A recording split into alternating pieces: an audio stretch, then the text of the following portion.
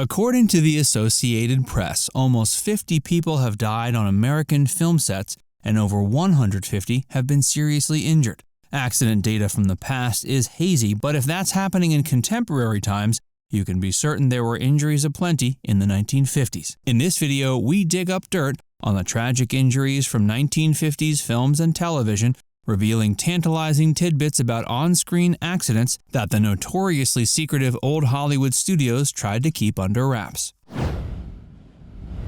Katherine Hepburn bathes in the waters of Venice in summertime. Iconic 50s actress Katherine Hepburn played Jane Hudson in the 1955 Technicolor romantic comedy Summertime. As many movies of the time were, this film is set in Italy's canal town, Venice. There's a scene in the movie where Hudson tumbles head over heels into one of these watery conduits as she attempts to photograph a shop she finds quaint. Hepburn, not in good health at the time, was far from keen to attempt the stunt. After all, the waters of Venice are far from clean. Plus, the director David Lean had ordered that disinfectant be poured into the water to make it appear frothy. However, Lean insisted that for continuity's sake, Hepburn couldn't be replaced by a stunt double. He forced her to fall not once but 4 times into the water. Later that evening, Hepburn's eyes started to sting and itch. She not only took home an Academy Award nomination for Best Actress for her performance in the film, but she was also diagnosed with a rare and sadly recurring form of conjunctivitis. The Conqueror cast almost all died of cancer. The Conqueror is an epic film about the life of legendary Mongolian emperor and battle-hardened general Genghis Khan. It was filmed in the desolate desert landscapes of Nevada and released in 1956. Unfortunately for the Conqueror cast and crew, just a few years earlier the U.S. had been testing nuclear weapons above ground, part of Operation Upshot Knothole, in the very same area. Though the site was supposedly declared safe for production, it certainly didn't seem that way as everyone started to fall ill. In the early 60s, director Dick Powell died of cancer, and actor Pedro Armendariz committed suicide after learning he had terminal kidney cancer. A decade later, Agnes Moorehead, Susan Hayward, and John Wayne were dead, also killed by cancer. By 1981, over 90 cast and crew members had developed various cancers, and almost 50 had died. And that was out of a total of 220 employees and stars. Hey, if you're enjoying this video so far, be sure to give it a like and subscribe to Facts First if you haven't already. And stick around for a lot more about 1950s films with deaths and injuries. The 10 Commandments cast suffered heart attacks and scorpion bites. Cecil B. DeMille's The 10 Commandments, which hit screens around the world in an epic way in 1956, was plagued by mishaps. When filming a sandstorm scene, an extra holding a burning torch tripped and fell, setting another extra's costume alight. Thankfully, the young girl only suffered from minor burns. In that same scene filmed on location in the desert, numerous extras were bitten by cobras or stung by scorpions blown out of hiding by the artificial winds. Unbelievably, DeMille himself also powered through a minor heart attack that hit when climbing down a ladder mounted to an ancient Egyptian city gate. Japanese actor Harou Nakajima suffered severe burns in a pyrotechnic accident.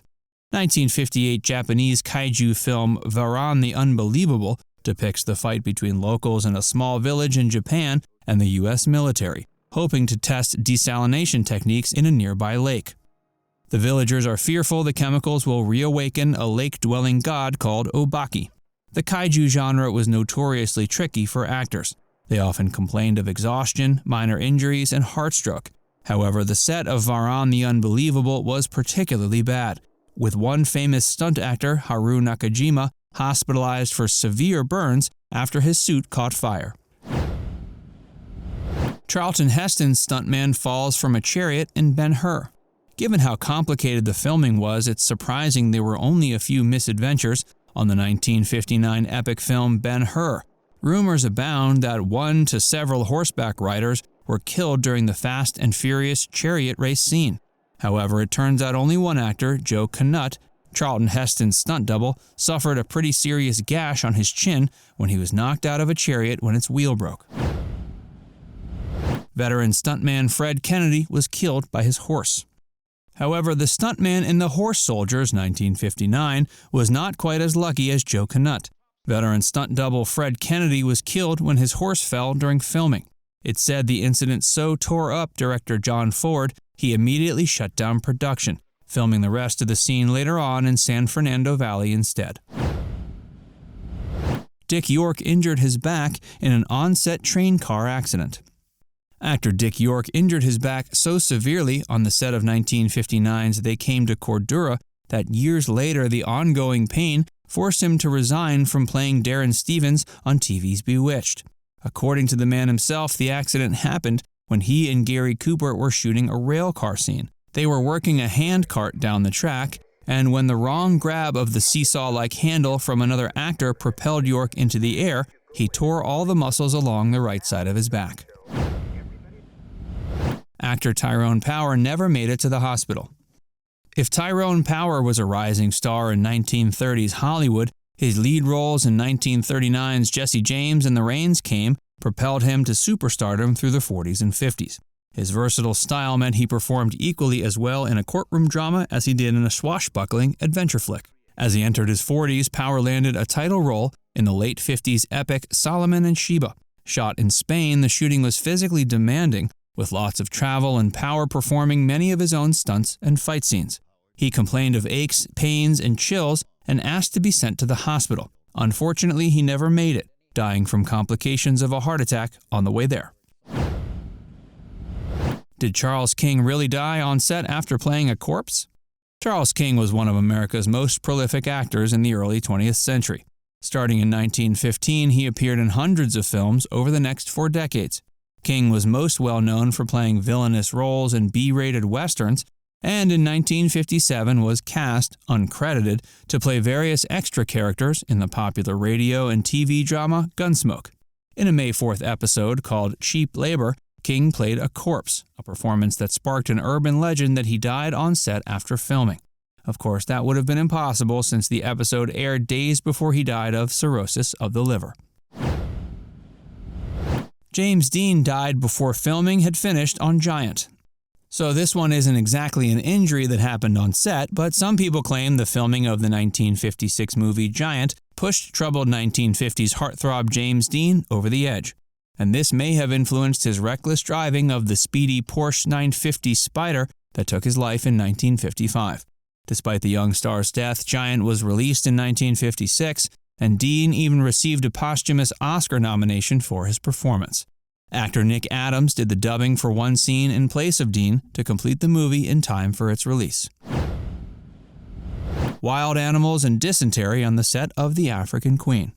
The 1951 blockbuster The African Queen was filmed in Uganda and the Democratic Republic of the Congo.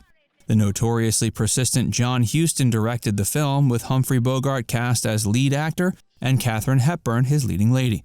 Today, The African Queen ranks among the American Film Institute's top 100 movies of all time. And considering the hardships the cast and crew went through to capture the thing on film, it deserves to be there. At the time, almost no one chose to shoot on location in remote Africa, so the all-American team was severely ill-equipped to deal with the wild animals, water and airborne diseases, searing heat, and inadequate food supplies they encountered. Almost everyone contracted dysentery, except, it was rumored, the hardy Bogart. Why? Because he apparently drank only whiskey during production, avoiding the contaminated drinking water entirely. Now it's time to hear from you. Do you think film and TV sets are safer today than in the 1950s? Let us know your thoughts in the comments section below. And before you go, make sure you give this video a like and subscribe to Facts First if you haven't already. Click the bell icon to stay updated on all our latest content.